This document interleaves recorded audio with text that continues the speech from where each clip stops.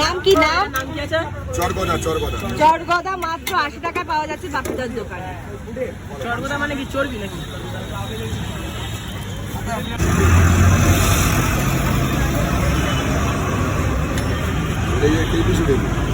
হ্যাঁ এটা কি জিপ? এটা জিপ কাঠার?